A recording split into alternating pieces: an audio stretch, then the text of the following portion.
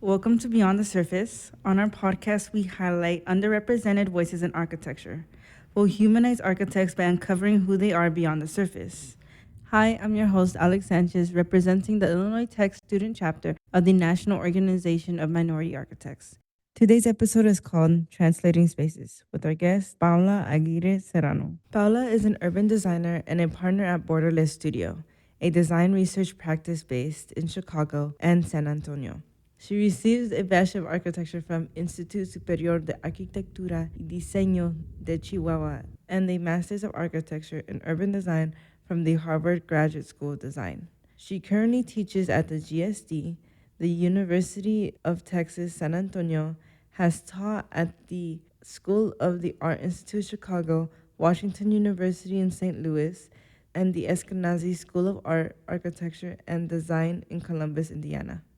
She has served as Commissioner of Chicago Landmarks and the Cultural Advisory Council of the City of Chicago and currently serves in the Scholarly Advisory Committee for the Smithsonian National Museum of the American Latino.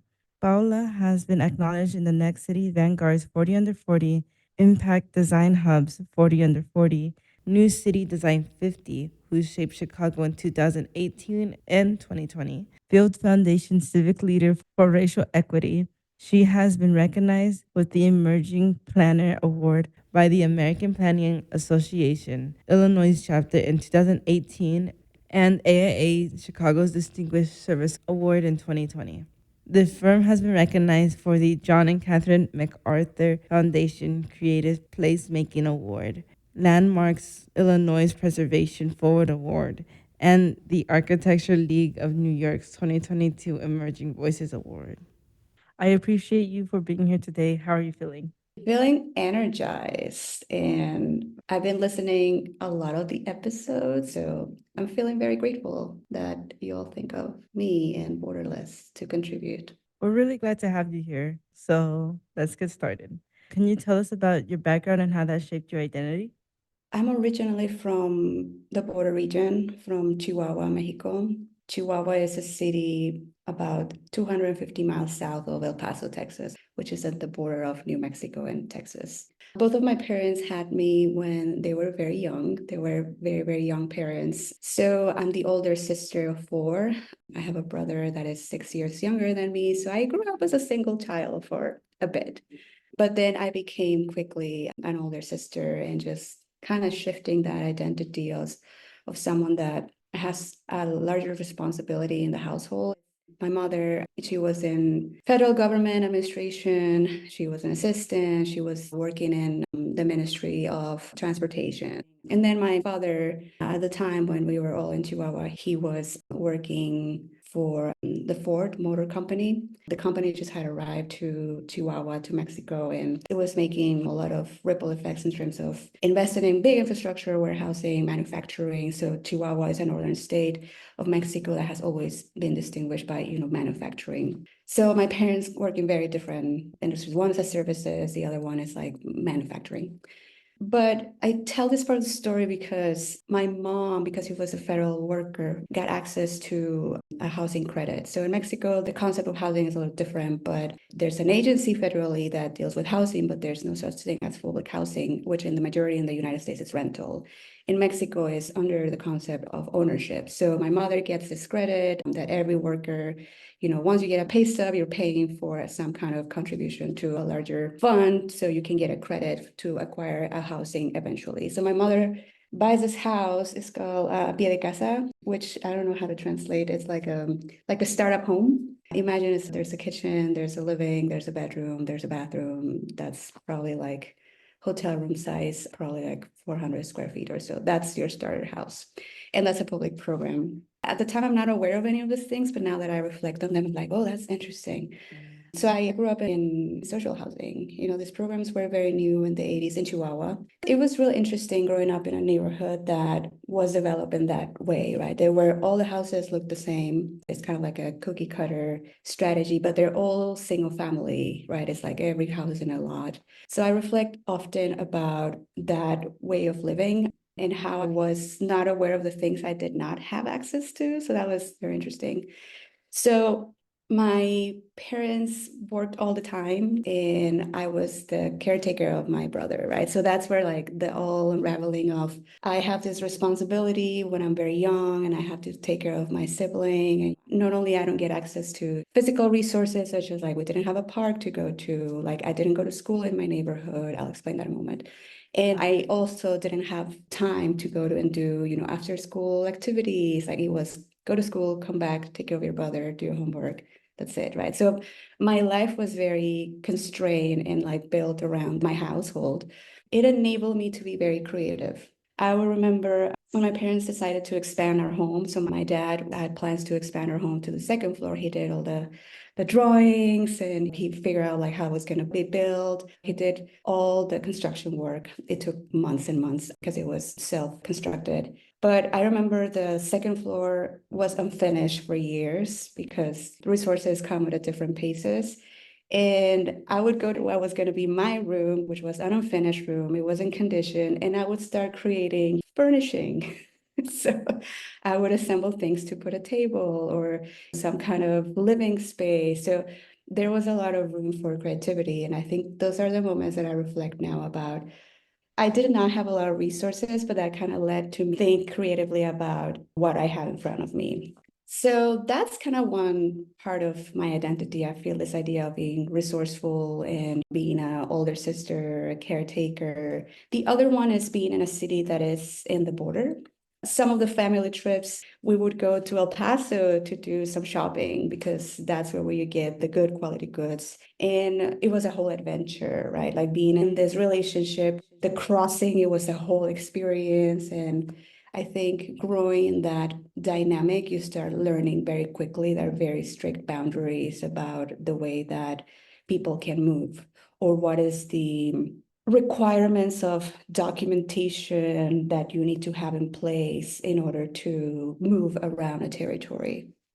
If you ever have crossed the United States-Mexico border by foot, it's a very overwhelming experience. How everything is designed is around control, sure, but it's also infusing a large amount of fear and anxiety in the way that is set up, right? So imagine a 7-year-old or 10-year-old just experiencing that in a consistent basis. You're not actively processing what is happening, but I was registering the anxiety and the fear. So those two things I feel are very strongly shaping how my values are shaped today.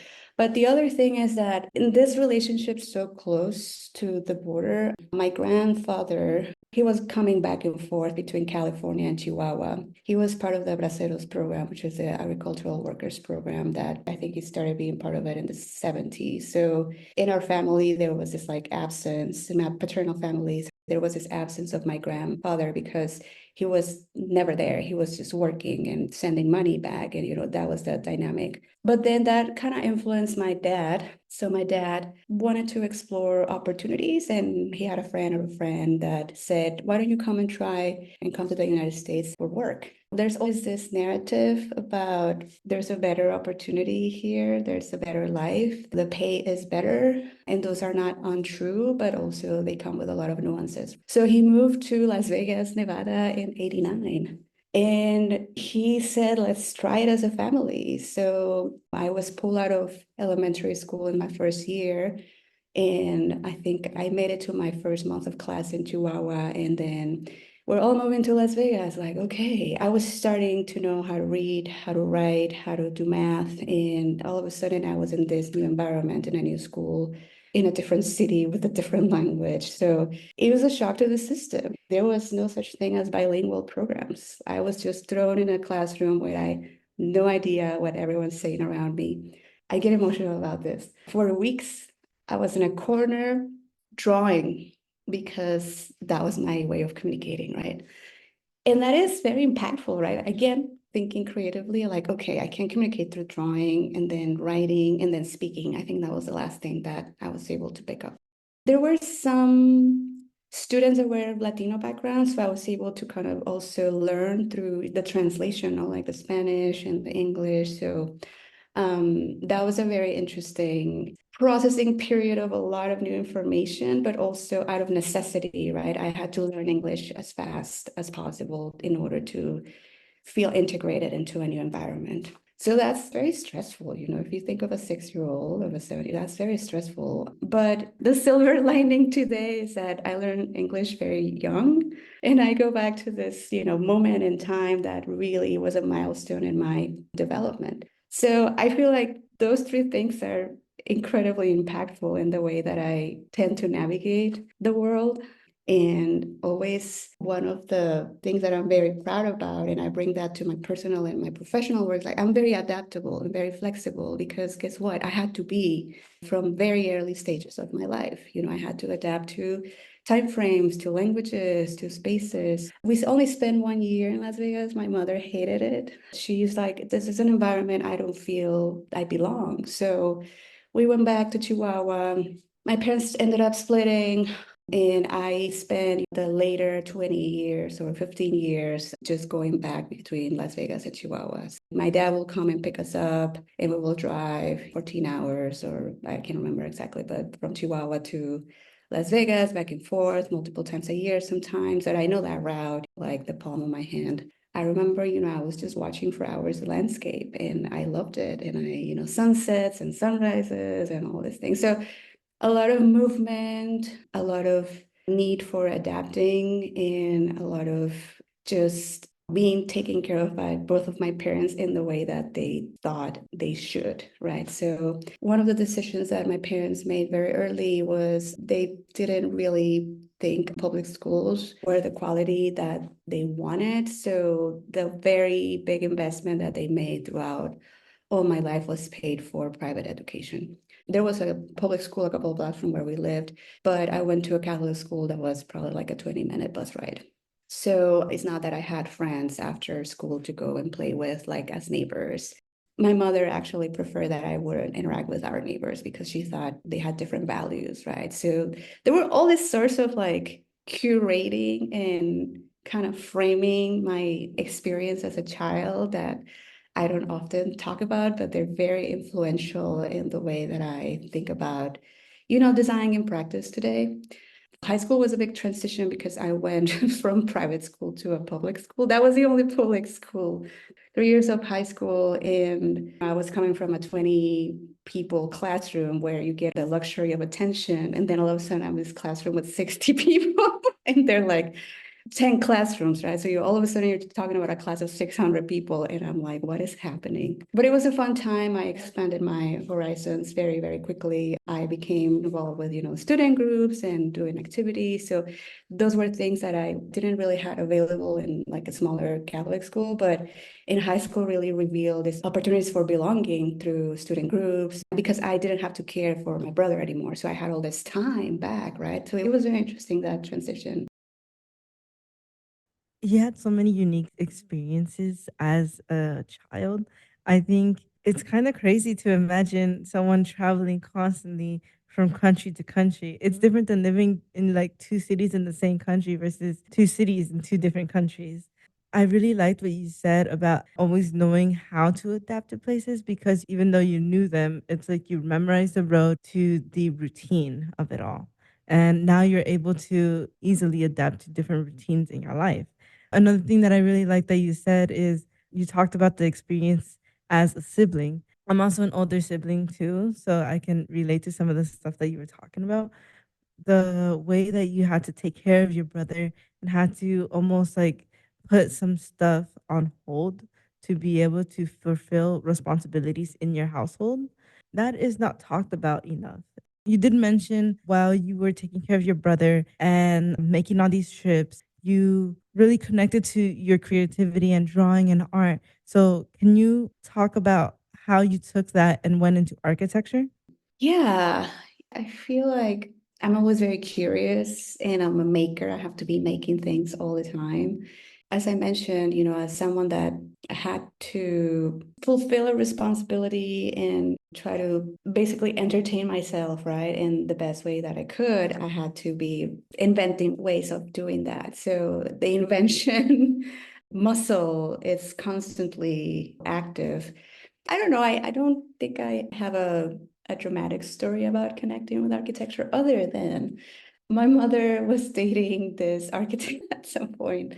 He was working for government too. And I remember we went for dinner one time to his house and he had custom design, all the things. And I'm like, wow, can you do that? Giving me a little bit of a hint like, oh, there's actually a profession where you can shape things the way that you want. And it's called architecture. I went to this like vocational pathway about engineering. So I was like, I like drawing, right? Like this is something where I feel I can express myself, but also I'm very focused, organized, and systematic. I like systems. Like I things to be in order to get things done, right? So the drawing for me is one of those things because there's a creative part, but there's a production part, right? So a drawing is a way in which you reflect your personality fully, I feel, the drawing process. Those very little bits and pieces and a lot of intuition into, I think architecture might be a pathway for me. And then there's no thing about like we explore colleges around the country and then we go and figure out where we want to be and then we move from home. That's not a thing, right? So during your college years, you actually live at home. You actually go to the school that is in your city. So you're probably going to go to school with a lot of your friends from high school. And that was the case for me. I went to architecture school with a lot of my friends. I did try to go to a different school in a different city. I applied to a school in Guadalajara. When it came to the scholarship and the resources, in my application, the assessment was that even if we give you what we can give you, you're not going to be able to afford to go to the school. So that was crushing. I still went to a private school in Chihuahua, but it was a school that we could afford. So that's when I went to Instituto Superior de Arquitectura y Diseño. It was the best thing that could have happened to me because those were years that, it's like discovering architecture, like you're all doing. And the friendships from that time, I still have my friends, every time I go to Chihuahua, we hang out and we talk about our time in school. We pull our photos and our anecdotes about models burning and like all-nighters and all those things that you do. But the culture of studio, it's very different. Like you don't get a desk assigned in Mexico. Like this thing of like having your own space at school, what is that? So you have to bring your materials every day. You work in studio time and you take them back. And if you want, you can come back after hours and then you can work all night. The school is open 24 hours, but there's no like an assigned space for you. And that just makes a little different the culture, right? I'm always excited to do things beyond the curricular structure. And I ran for student forum president, and it was just a very fun time of doing the things that you're supposed to do in architecture school, and then also inventing things where you can bring the topics and try other things. So we did exhibitions. I organized the first student travel to Marfa, Texas, which is this town where Donald Judd, the minimalist artist, moved, which is kind of the closest thing that we have to like contemporary art, Chihuahua. So those kind of organizing activities, they were very dear to me, and I would enjoy bringing students and seeing new things. And there was a lot of action, and I had fun doing it. It was very rewarding because then the following year we'll be talking about the trip to Marfa and like all the things that we saw from artists, and we were learning about Dan Flavin's light installations and Donald Judd's sculptures and John Chamberlain's like crushed metal thing. So, and seeing a town like Marfa too. So it was harder to go to Mexico City than travel there. So that's a little bit of the nuance of being in a city that is so removed from the capital of the country, right? Which in this case, Mexico is very centralized. If you think about it, it's like all about Mexico City, which is great. But that makes it a little harder to experience arts and culture from a different perspective. So finish architecture school, that was a journey that is hard for anyone who goes to architecture school, right? Learning how to manage your time. But I was always curious, right? So I got a job during my last year. I was working for husband and wife companies. When I was about to finish school, I was with one foot outside, right? Already practicing. The other thing that happened, and this is transformative for everyone, is I did a study abroad, which is always like mind blowing. I went to Valencia in Spain. So again, like being exposed to other architectural pedagogy and seeing other cities and traveling through Europe and, see like the influence, right, that travels have in the way that you see the world and expand your worldview immensely. So for me, that was my fourth year of architecture school, spending 6 months in Europe with a group of 7 friends.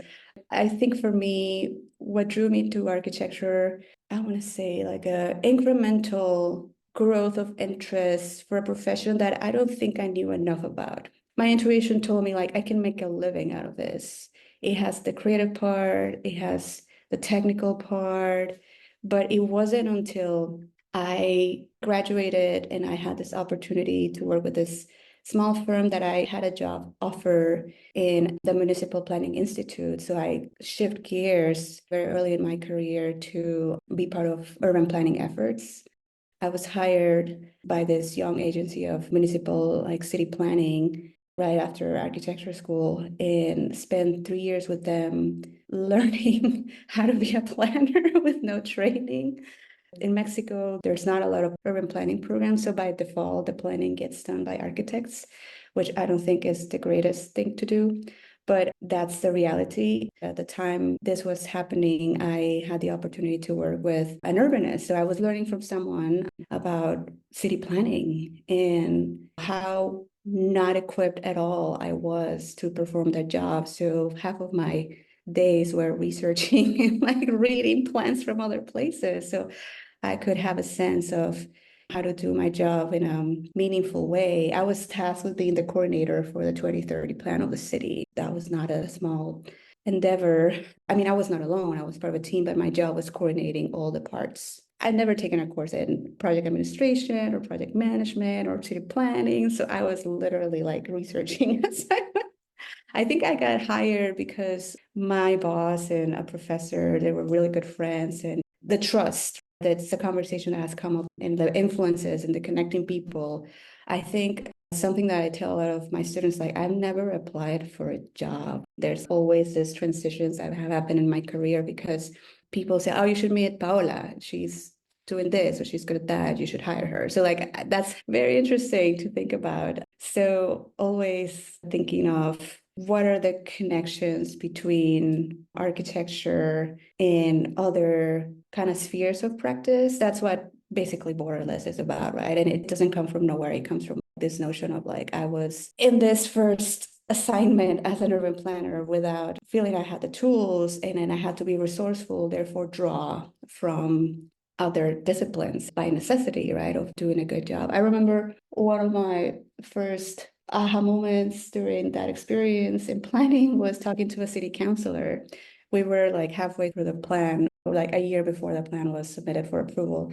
City plans are policy. The narrative is more important than sometimes the drawings. So talking to a city councilor, I was explaining some of the corridor strategy for the city.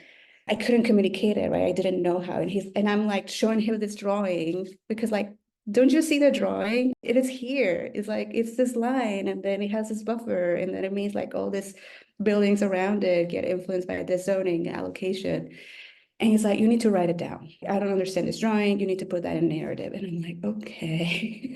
So the fact that, again, in my training in architecture was very different from y'all's, but the narrative, I was like, yes, I need to be able to explain that with words, not only with drawings. But I have been taught for 5 years that the drawing was my medium. So there was this contradiction of what I was supposed to use as a way to explain the vision and the strategies and all these things that are important into city shaping. I want to delve in some of the points that you discussed. So, you talked about your transition into like starting city planning, which I find it interesting, knowing that Borderless does both architecture and urban planning.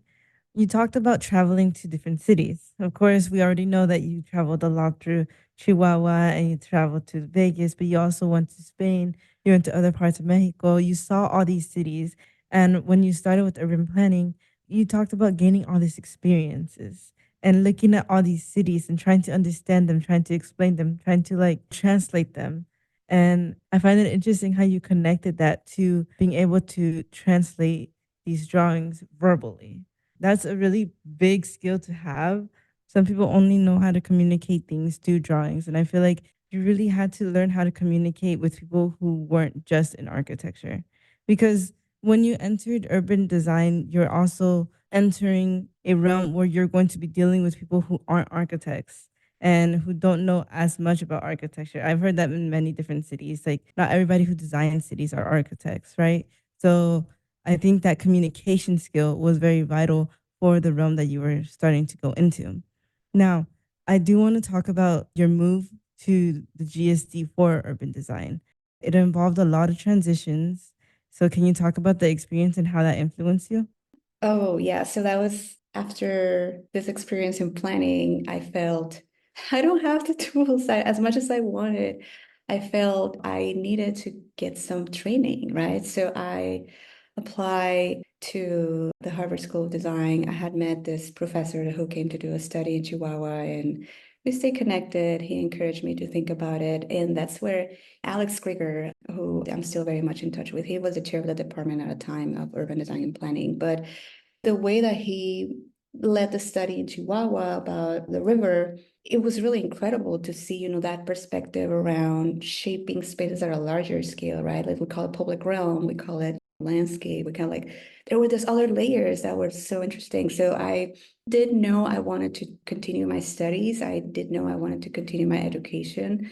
I will get a master's eventually, but this was kind of the moment in which I was inspired to pursue urban design, right? So think about this like training architecture, practice in planning, and then I veer into like, I don't want to do only policy, right? I want to be a designer. So the urban design program at Harvard, where I'm teaching right now, it's one of those very few places in the country that has designed a curriculum to really dive into like what are the shapes and the forms in this broader dialogue about research, right? Like what can inform shaping cities and what have we learned from the mistakes that we've done as city shapers, and where do we go from now with challenges such as climate change and racial equity and segregation, right? So went to Harvard, and the thing that is relevant for students in this context is like I went with a very narrow mindset. I was like, I need to learn how to draw master plans. That's all I need from here. And when I started going through the courses and the studios, like the research, how important the research was, that was just eye-opening. I never experienced that. The curriculum in my undergrad did not have that at all. I mean, we'll do site analysis, a little drawing and like, oh, look around. But the research of much broader, deep topics, either at a global scale or more in like the historical context, I was just fascinated by being introduced into those methodologies. So my worldview expanded tremendously, right? But it was a cultural shock coming from an institution that was the best at a time with what it had, but you're going to Harvard, it's like the brilliant minds of the world are your professors. Like you're walking the hallways and there's Rem Koolhaas and like all these characters and architects that you read about in the books. Peter Eisman did a class, Rafael Moneo, like all these men that you read about. They were there in the same building that I was. So it was a cultural shock, but also it was a cultural shock in the way that it was an imposed pressure about performing because you're at Harvard, right? You have to perform. So I felt a lot of insecurity. I felt lonely, all those feelings that everyone gets when you transfer again to a new environment. But because I was trained basically for that, right? Like I was training with all the years of moving around and adapting and going to the new thing and having to see how I make the best out of this experience. And I relied a lot in my colleagues and my classmates and my friends. Again, student groups. So that I encourage all the students to do something with student group because that was the most joyful part of my journey at Harvard. The GSD Latino or Latin GSD that I really saved me from like a lot of challenging thoughts and like feeling insecure. We would do things that we would feel comfortable. But also what we did is like, this is 2009. So the euphoria was for China. Everything was about China and like how they were growing, how they're building. And so all the courses were about that geography. And we're like, no, we want to talk about Latin America. I want to talk about cities in Mexico and Argentina and Ecuador. And like, so we created our own table. Like we would figure out how to bring speakers and similar to what you're doing, right? I want to hear the voices that or the topics I want to know more about. But I think for me, that gave me as much, in terms of content, in terms of skills, because we had to organize, we had to figure out the resources, we had to figure out the things that you have figured out for making the podcast possible. And then institutional navigation, which is always interesting. So I say very candidly, I got as much from the curriculum of the program than I did from my classmates and my friends and my colleagues, because you go with very talented people, right? Everyone around is a resource and they all have incredible experiences before coming to this place. So I tell often to my students, like, see each other as a resource because you all have a lot to give each other. I found a community of support, and quickly I felt I was in a place that I felt I belonged. But it was because that other structure, right, of mutual care, it was there for me, and we built it and we care for each other. So that was very important during that time. I think the unique skill you have making the spaces around you feel like they belong to you. Like you went to the school and you built a community for yourself and for students who are going through similar situations. And you really built a community where everyone felt like they could belong and use as a resource. I think that's a really amazing skill to have. Could you describe your career after university? As an international student, you face this choice, right? Like you can stay in the States and use your practical training, time. I felt I needed some practical experience. So I was very curious what professional practice would look in urban design in the United States. So I had the opportunity to work in Chicago for SOM under the leadership of Phil Enquist. He used to be the partner in charge of the city design practice studio. I just learned so much, and also learning to work in a practice such as SOM that is incredibly resourced, strongly structured. Bill Baker, the engineer partner, talks about SOM as a whale machine, and it is. Everyone has a spot in the assembly line. That experience is so formative, right? And like this is how production of urban design happens. And then the third thing was we were global, like we were designing cities all around the world. So I was learning about the geography of places in other cities, Middle East and China and Europe, and like did a little bit at the end in the States. But that was just incredible. It was a little challenging for me, was designing basically from scratch in many instances, places where people that I've never seen or met, or like you can go so far in like the internet, right? You can navigate the streets digitally, but it's never going to tell the story of nuances of how people experience their spaces or how they live, or like all those things that are important, right, to understand when you're designing. So after a while, that was missing, right? As someone who came from public service experience, like I was working with a lot of stakeholders and elected officials, and like not having that, I feel like something was missing. So try that, did SOM. That's where Dennis, my partner, and I met. I had met Theaster Gates, who's an artist and planner based in Chicago, and his time as a low fellow at the GSD. So we connected then, and I followed his work. I was very interested in his approach. So when I felt it was time to transition into something that could expand my practice, he was putting together this group called Place Lab at University of Chicago. He got a 3-year grant to put an interdisciplinary team about arts and culture-based community development. So you had to have this team of someone who understands real estate, someone who understands cultural work, someone who understands urban planning, architecture, arts and culture driven, like it's all these things at the same time.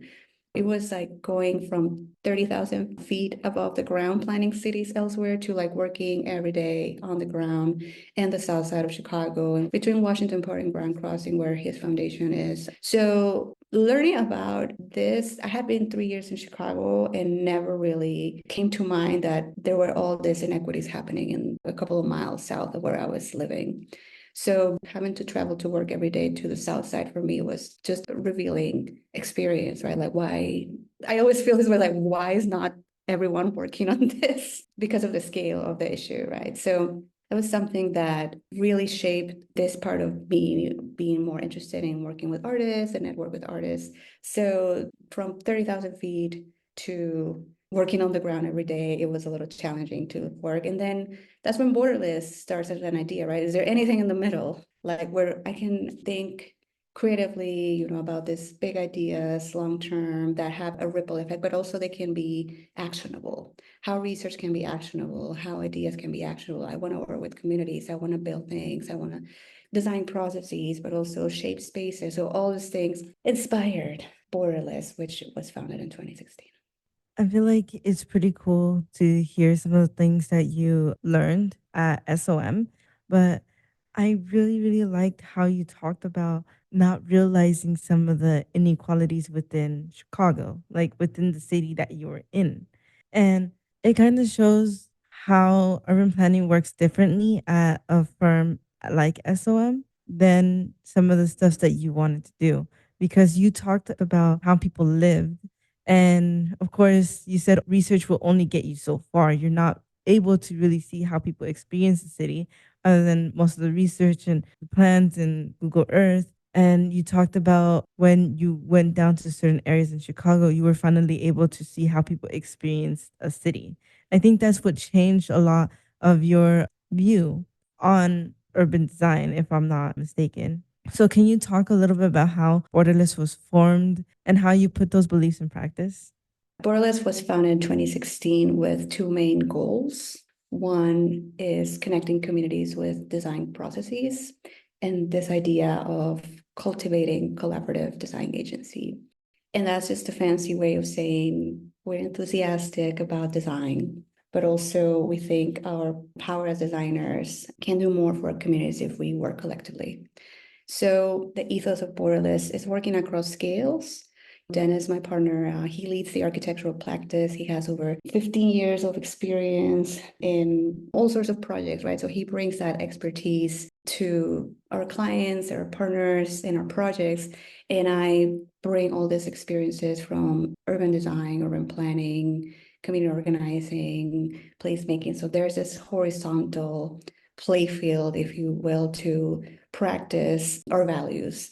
And our values are framed around this idea of what can we do as designers more than just design services. So anything from justice, resilience, creativity, like how do we think of all those as a way to make contributions for places that are healthy, that are vibrant, and where everyone feel they belong. So it's very lofty aspirations, right? But I think at the end is this commitment to our values that really makes us think, for instance, like what types of projects we want to put proposals forward, or like what kind of organizations we want to support, or what kind of clients we want to partner with or work with. And our big ethos is, and I heard this from another talk, is this idea of designing with, not for, which I really think it gives a very clear idea of what we stand for. I feel like you and Dennis both brought really good qualities to the table and were able to focus on your goals together to build the firm. Can you talk about how Dennis became a partner at Borderless? Yeah, so we both had work at SOM, right? So there's always this, while you're having lunch together in one of those summer days in Chicago and you're daydreaming, we're like, oh, we should work at some point together. We didn't know what that meant. But when we both talk about starting Borderless, we couldn't do it at the same time because it's a big jump, right? You're just jumping into something and then unknown, basically. And the idea was, let me get started, figure out what this business thing looks like or means, because we didn't have any training for that. And then let's think, how do we fulfill this dream of working together? So yeah, 3 years in 2019, I focused on building a portfolio. That's my focus was in collaborating with others. I had worked in a couple of neighborhood plans, and I don't know, I probably had like 10 projects already under our portfolio. And we felt it was time, like we have created something that seems to have value. We starting to put the building blocks to create a practice that can be sustainable. And he was reaching a milestone at SOM where he felt like it was a big transition coming. So we thought like, well, if there's a big transition coming, might as well transition to Borderless. But that was funny because, he joined Borderless in the fall of 2019, and we all know what happened in March of 2020. So it was a challenging moment and trying to figure out everything from how to be partners in life, partners in work. So it was another big transition with a layer of pandemic. I think he experienced the same thing I experienced when transitioning out of SOM, which was SOM is a global organization. Yeah, you have these global relationships. But then when you want to start practice with the ethos that we had to build relationships from scratch with the individuals or groups that we wanted to work with. So that takes time, right? And Borderless moved to San Antonio, Texas in 2021. A couple of years out of pandemic is one of those pandemic dilemmas and decisions we made. But it was mostly because, there was a lot of time to think and reflect about the work. And I truly believe that our work should continue to contribute in Chicago because we still have our office and presence there. But I also think we can make a contribution to the territory that I belong. So that's the border region. And I wanted to bring our offerings, right, as designers into a new community. What we found in San Antonio is that we're still Central Time. We are centrally located in the country. We work a lot nationally. So right now I'm working in a project in Bridgeport, Connecticut, and then in Albuquerque, New Mexico. So being in the middle and Central Texas is very beneficial for that. And we also wanted to have, a direct flight to Chicago. That's very important. So all those things, it's been really challenging, right? Another transition, like how do you go to a new city and build relationships from scratch? But also always connected to schools and students. That has been something that has kept us grounded. So teaching at UTSA and like connecting with the students and the faculty and the school community, it's always a network that we try to cultivate as part of our practice. We're educators. We're educating our clients probably every day. We help them to understand design processes. We help them to understand urban planning processes. So might as well extend that to the future architects or the future urban planners. I do want to talk about being an educator later, but for now, I do want to continue focusing on Borderless. You talked about building relationships with different cities and different communities that you were engaging with. So, can you talk about your approach to community engagement? I was trained in urban design, right? So I was trained on methodologies for engagement. There were courses that would tell us how to do that in theory. Practicing is very different, right? Because you have to adapt. And I want to answer your question from this angle because the majority of the communities that we work with are communities of color. The projects that we get to work on are with residents and community members that they don't know they can actually have a voice in shaping spaces, right? So it's a lot of thinking creatively about how we make this relevant for people, asking for an hour or 2 hours or 5 hours of their time to come to a meeting and talk with us. We reflect very often about that, and we try to create tools and frameworks that help us to have those conversations, but also collect input and feedback in ways that don't feel a waste of time, or at least they're joyful, In order to do that, the values that we apply always is it inclusive? Is it accessible? Is it compelling? Is it meaningful? So all those questions when we create a process and we design our materials, like we're always wondering, like, is a person going to feel their time is worth spent if they come to this meeting or they engage in this activity? And that's probably something not a lot of people think about right nowadays. Probably a little more. I think we're making strides in this engagement processes, but even 10 years ago, there wasn't a lot of attention to that, or there were very few of us who were just trying to invest in that. And sometimes you have to invest energy in educating clients that those things are important. And even though when we work with a lot of public agencies, the majority of our urban design projects, urban planning projects are for government, the intent should be public good. You still need to educate your clients around, like, why are we doing things this way? And oftentimes they're compelled by it, right? But you need to show them and like demonstrate and then gain their trust about like, this is actually a methodology that is worth investing in. And I think we have had a lot of successes with just doing things in a beautiful way, but also meaningful. And using the design process to cultivate relationships, right? The project could be right or wrong, but if we create this relationship based in values with the community, with the clients, the stakeholders, I think for me that speaks to like the longer view. I want to be there for them. I want to set them up for success to implement their vision. So that is a very different paradigm from a client service provider relationship. We believe we are cultivating more partnerships. I think Borderless has really found a way to involve the client as well as the users, because, of course, the people who are going to be affected by this are the people living in the area. And you were able to incorporate their experiences, their wants, their needs into the design as well as satisfying the client. I think that that's a really good balance to have. And I know that that entire process probably is a little bit tougher, but because you guys hang on strong to your guys' values, you're also impacting the future of the work that the clients will end up doing. So I think that's a really good thing to have, to be able to educate them and let them know the impacts of the things that they are designing. And I do want to go back to your experience as an educator. I know we mentioned it earlier. Can you talk about your time teaching and how that relates to the practice? Yeah, so I've taught since I graduated from architecture. I think my first course was a course at the Instituto in Chihuahua about public spaces, right? And having to build my own syllabus and all the resources. Again, I like structure. So syllabus is a structure to go through topics.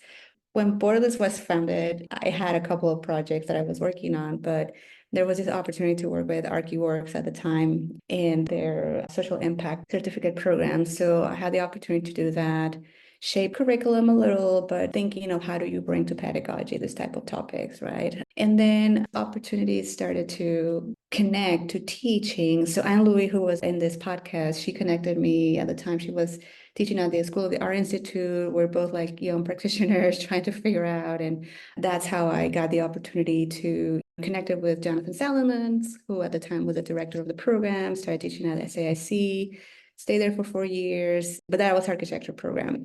And then through my network, right, which is national, I had an opportunity to go teach with Linda Samuels, who's now the director of urban design at Washington University, but that was an urban design program master. So I was like, oh yeah, this is a scale I really enjoy, because I think when I teach architecture courses, I'm always kind of slowly infusing urban scale and urban thinking, which sometimes is complicated, but I continue to advocate for it there. But then later, after WashU, I had to pause and went back to School of the Art Institute. And then COVID happened.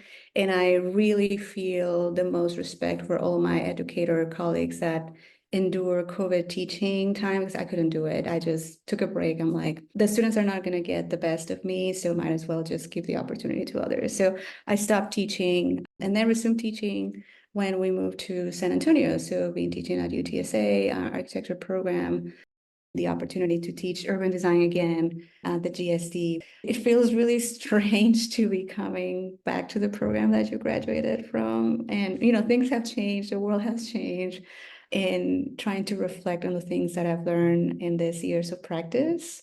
And how do I unpack all that in a way that is contributing to urban designers in training experience? So there's a lot of energy that goes into teaching. It's really hard to keep it in tandem with running a practice.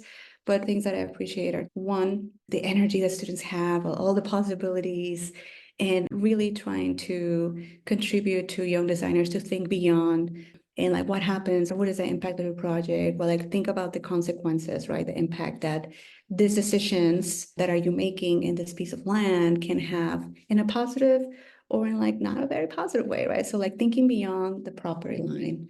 And then the second thing is the research. What I love about teaching is that I have to stay on top of what's current to be able to contribute to the scores, and also to share with students something that is important for them to know about theory or practice or tools or methods or case studies. So the research part, I love it. What's actionable research? What can we do with this research that can shape space in some kind of tangible way? And then lastly, I would say the third is like the most impactful thing for me in the last 3 years was having my female students in San Antonio saying, I never had a woman professor that looked like you. And sometimes I just want to quit teaching because it's too much. But I said, you are absolutely right. And that's why you need to keep going in this pathway and be a design leader and do all these things about being a designer in the world because we need more of us, right? So that's also something that keeps me committed. But also, I feel like the one person saying that, it puts in perspective how important it is that I am at that space. You represent a story and someone who has been successful and made it through your journey.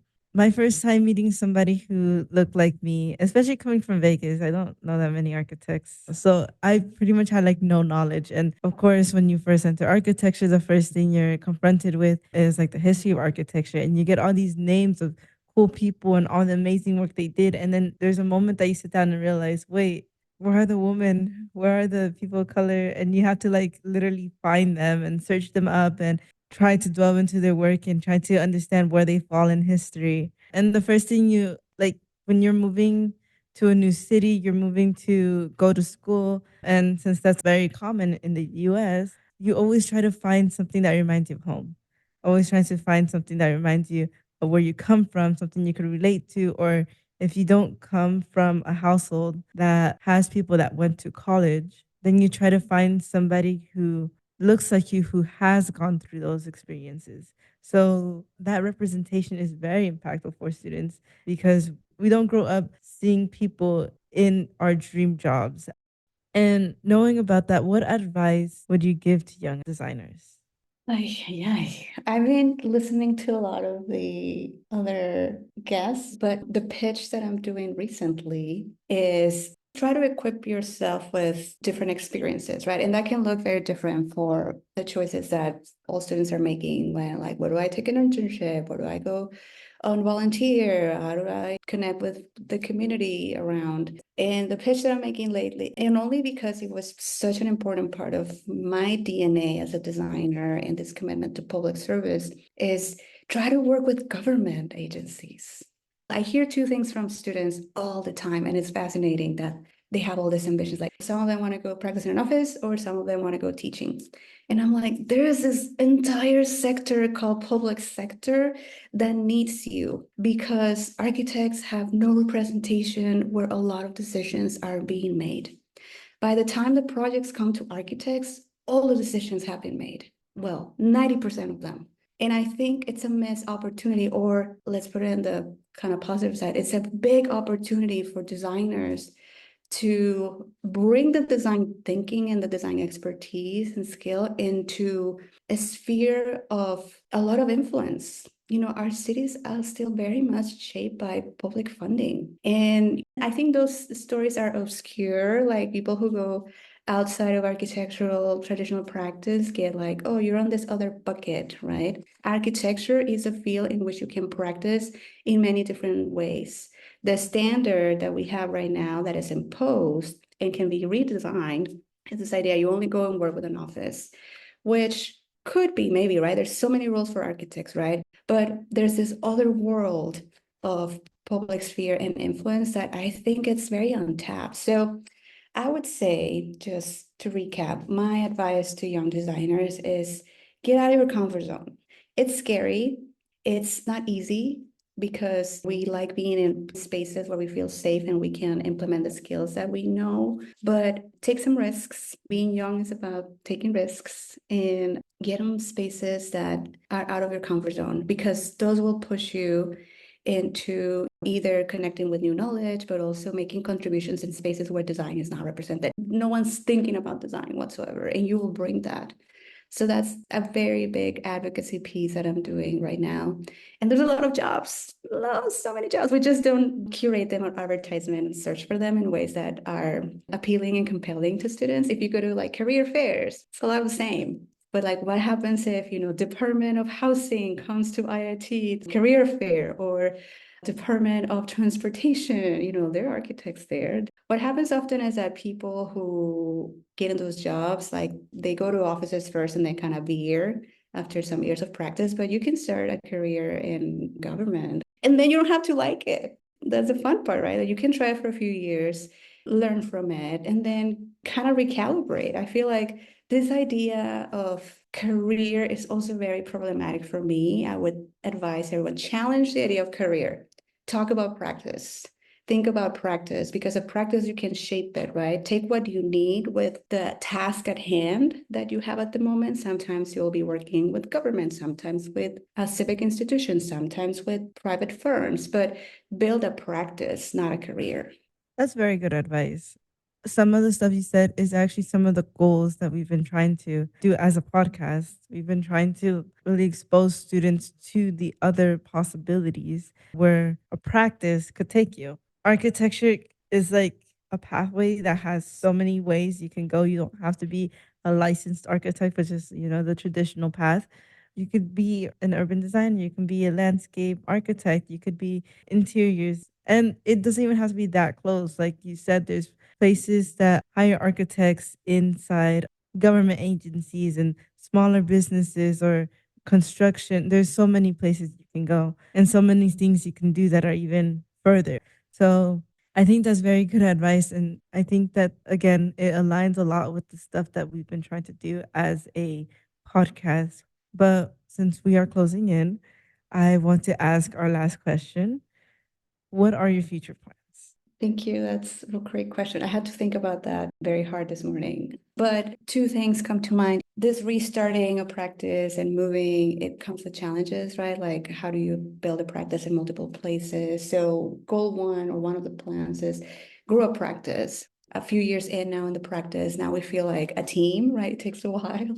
But even though Borderless is 8 years, it feels like we're just got the building blocks kind of there, right? So we really want to invest in growing our practice. Let me be clear about this. Growing our practice doesn't mean growing the office. What it means is like, can we establish the ways in which we want to work? And sometimes would be collaboration, sometimes would be bringing new team members. Like when I say growing the practice, is like really thinking beyond the traditional method of like just adding people to a space. Like that's for me not what growing a practice means. It's like, can we find frameworks to collaborate with other small firms, or like how do we partner in a way that feels meaningful for all parties, or like I don't know. That's what we've been talking about a lot lately. And the way that I describe this, I learned this from a friend. She talks about it, about the Hollywood model, right? Which is every time you make a film, it's a new project, right? You need to bring different talents because the story that is going to be told, the technology that is needed, like you don't need the same team every time, right? So I feel like growing a practice for us would mean like, let's find the type of work we want to dedicate ourselves to, and then think about the ways in which we can work on that. Sometimes it would be through partnerships, sometimes through different ways of bringing new team members. We also want to grow our diversity of profiles. So we want to bring people who come from other fields of practice because our work is very multi-layered. I think Dennis has been doing an amazing job expanding the architectural portfolio. And a lot of our urban design work is getting a lot of recognition. So I feel like, oh, what would be perspectives that now help us to keep advancing and cultivating those values, right? And then secondly, I would say we want to keep creating platforms. These projects that we create that are not commissions, that are self-initiated, this idea of platform, right? How do you set a table where you kind of build something that starts with structuring knowledge and action and convening, but you don't have to carry the entire load of it, right? So how do you partner again with like groups of people? But it's less about fulfilling commission work. It's more about what are ideas that are important to be advocating for, or what are ideas that are important to have conversations about. So the ideal platforms for me is always this investment on like, what's next? What's our legacy? What are spaces that we can build to talk about and address the things that we care about? And practicing always generosity, because architecture is a very jealous practice. It's my thing, it's my design. I have to correct students all the time in the way that we present it. My design and my plans and my building, nothing is yours. Yes, it's your idea, but it's the thing that you're creating, right? So, and a big endeavor of ours is from me to we, like how do we build, how do we create, how do we collaborate, how do we, because architecture, the curriculum is very much designed around the individual architect, right? Creating a thing. And I think in practice, you realize you need a lot of help. You need a lot of hands, a lot of minds in service of shaping something. So yeah, I think I would say growing a practice in investing energy and resources in creating. I know you guys will definitely accomplish it, but there's a lot to do. You're going to be very busy. I mean, I know you currently already are, but yeah, I can't wait to see how Borderless takes on these challenges. I can't wait to see what the future brings us. I am grateful for this conversation today. I really enjoyed it a lot. I learned so much about Borderless. I learned so much about architecture and everything that relates to architecture. And I think our conversation will impact a lot of people who are also listening to this. And I just want to thank you for being here today. Thank you and all team. I know the amount of energy and effort that takes extra for taking on this kind of endeavor. So thank you for investing that energy and resources and time creating this content so others can relate to the experiences that they're listening to. So thank you. And the last thing I would say, just back to advice to students, is like think of all these endeavors as a marathon training as opposed to a sprint. And sometimes things are slow cooking, right? And you learn, and given that space for processing and failing and learning and trying, it's like more like marathon training. You have to build endurance. That came to me very late as an understanding. So I want to share that with everyone. At least they can consider it in their own way. Yeah, I think that's very good advice, and people should understand that. Yeah, thank you. I want to thank everyone who's listening. We release our episodes monthly. You can find us on your favorite podcast platform. You can also follow us on Instagram at Beyond the Surface _ Nomas IIT. I want to thank our producer, Kayla Kwok, and the Nomas IIT team for making this podcast possible. Thank you for listening to this episode of Beyond the Surface featuring Paola Aguirre Serrano. Until next time, goodbye.